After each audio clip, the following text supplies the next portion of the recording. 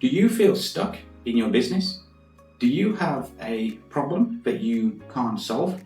Or do you find that you seem to encounter the same problems in your business, whether it's about cash flow issues, getting more clients, servicing your clients to the best of your ability, dealing with tough times, or anything else?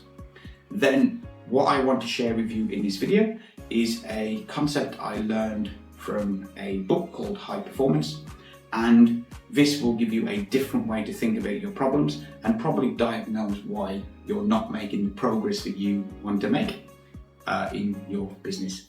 Hi, I'm Sam, I'm the founder of Profitability Marketing, and I want to share with you today a powerful yet relatively simple strategy on what you can do in your business and in your life whenever you feel stuck and you seem to be encountering the same problem over and over and over again.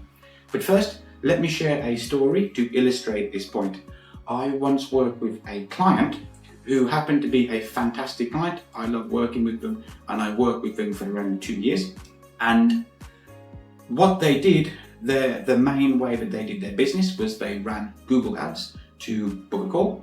That was basically their funnel. They focused 100% on getting new clients into their $5,000 coaching program, and per month they made around $300,000 to $400,000 per month with business. So they were at $5 million US, $6 million US per year, with ambitions of hitting 10 million. So while they were making a significant amount per month, their monthly expenses were also extremely high and their profit margins were narrow.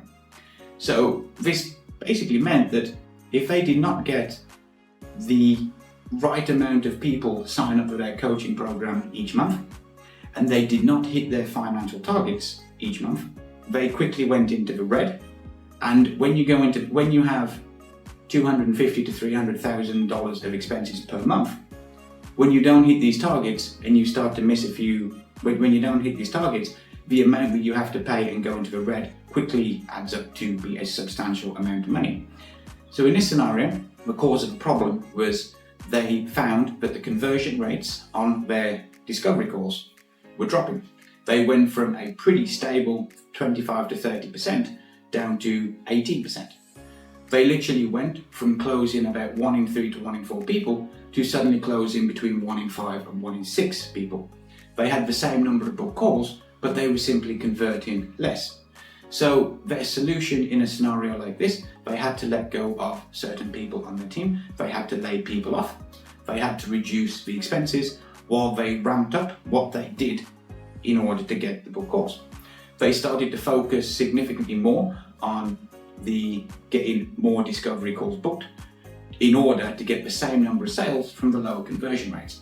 They tried to find whatever they could to increase the conversion rates on the call. They even went as far as reducing the price of their offer. Ironically, this happened relatively soon after we had a big campaign saying we're increasing the prices. They then decreased the prices by about 20% and combined their main coaching program with their upsell offer at the reduced point. Well, needless to say that they weathered the storm, they got through it by the skin of their teeth, and they're, to the best of my knowledge, happily moving towards their financial targets now. But the thing is, throughout my time working with them, this was not the first time it happened. This happened probably 3 or 4 times. External factors, various factors outside of the company's control, negatively affected the number of book calls they had or conversion rates. Yet every time they faced this problem, they went back to the tried and tested solution that they've always done. They sort of had the attitude of, this is what we've always done, this is the way we always do things, which is run Google ads to get people to book a call and then convert people on the call. And I honestly think that this is one of the biggest reasons why they failed to hit their financial target of 10 million, which was when I was working with them, and why they still sort of find that they're stagnating around this certain level. I don't run a business of that size yet, so I can't speak for all the other challenges. This is, of course, is my opinion from an outsider. Now, the reason why I think that with this business is based on a concept called functional fixedness. This is a concept coined by a psychologist a long time ago. I forget the name, can't quote who it is. Do a Google search and you should find out who it is. The concept is that we view an object to perform a specific function. When we view an object to perform this specific function, we cannot then view the same object performing something completely different. So, as an example of this, if I were to give you a pen, we associate a pen to do something where we write things with. Because we have made that natural association, a pen is to write things or sign your name or do whatever, we cannot view the pen as something outside of its original function. So for example, when I take Zoom calls on the phone, I have a stand which is for the phone, but my phone doesn't fit exactly within it, and sometimes it wobbles, and sometimes I need to charge the phone while I'm on the call. So if I use a small stand, it doesn't work because I can't really put the charger into the bottom of the phone while I'm talking. So I use the larger stand where there's a gap in the middle, which the phone sometimes falls down. And what I often use is the pen to put across it in order to put my phone on top, so that then I can put the charger into the phone in a way that actually kind of works without disrupting what I do. I'm using the pen in a different context. It can be difficult for someone to think of a pen in that particular concept, and that is functional fixedness. The same applies when it comes to problem solving in all areas of your life. If you have done something the same way over and over again, you are unable to see things differently. You always revert back to your old habits, the old way of doing things, which is often one of the causes of the problem itself. And the way that this applies here is with this particular client, they were unable to see an alternative way of doing things, or an alternative way that they can apply in addition to running Google Ads to book a call, in order to supplement the strategy that they use, and in order to focus on solving the bigger problems at bay, which is your expenses are here, your revenue's here. You increase your revenue, but you increase your expenses. You want to try and find a way to reduce expenses while increasing revenue to give you that higher buffer on a month-to-month basis, so you can solve the cash flow issues. But they can't see that. And that is a result of them spending millions and millions and millions of dollars on ads, and then receiving millions and millions and millions and millions of dollars. My best guess is they probably received $20 million in contracted sales throughout the lifetime of their business, probably more from this particular offer. It's very hard to look at it and think, this system doesn't work, we can't do it, because they've proven it to work. However, there's also a concept which I also read in the book called High Performance, which says that great minds don't think the same. Great minds think differently.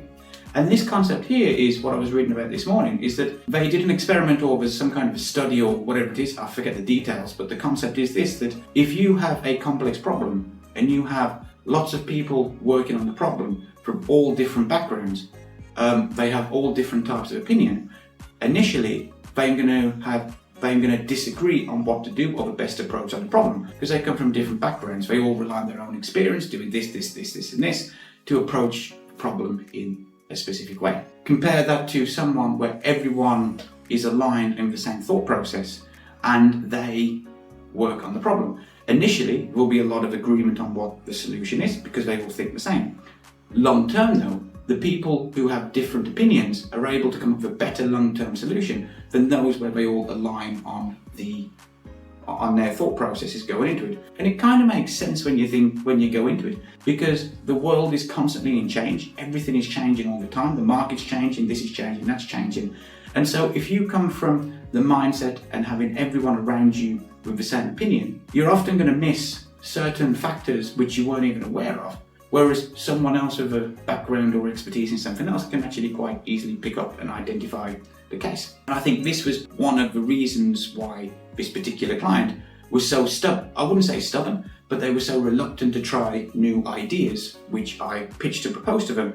And when they did accept it, I could not get buy-in from their team to do it because they were too focused on this initial approach. I'm not using this to bash this particular client, because they are way more successful than I am, and they were great people to work with, and they help their clients to their best of their abilities. Just simply an analogy of how it works. But in my own business, I'm exactly the same. I have found that it's been so hard for me to work on my own business and grow my own business in the way that I want to, compared to if I'm paid to by a client. This is quite common among other business owners that I've spoke to as well. And I think the reason is because you're caught in your own way of thinking, your own way of problem solving, that you look at a specific thing and you think about it in a specific way, whereas an outside perspective could give you more clarity and better ideas. So the point of me explaining this is that if you have a problem and it's a persistent problem that you keep encountering over and over again, the best thing that you could probably do is get an outside perspective from someone not directly associated with you, your team, your company, your circle of friends, whatever it is. And whether you agree with them or not, this can help you generate out-of-the-box ideas and help you combat the problem that you're facing from a different perspective. And if you do that, best case scenario, you come up with a creative solution, you come up with a creative new strategy that you can apply in your business, which your competitors aren't doing, because your competitors fall into the same cycle of functional fixedness, where if you're in the running coach business and everyone posts on Instagram, you copy what they do, you don't try something different. Or with a client I work with in basketball, where everyone was focusing on, all of the basketball coaches trying to get clients were focusing on TikTok. We did email marketing and we made a lot more money than the ones on TikTok, because they are caught into that same routine. So if you do something different, you will likely get bigger, better results.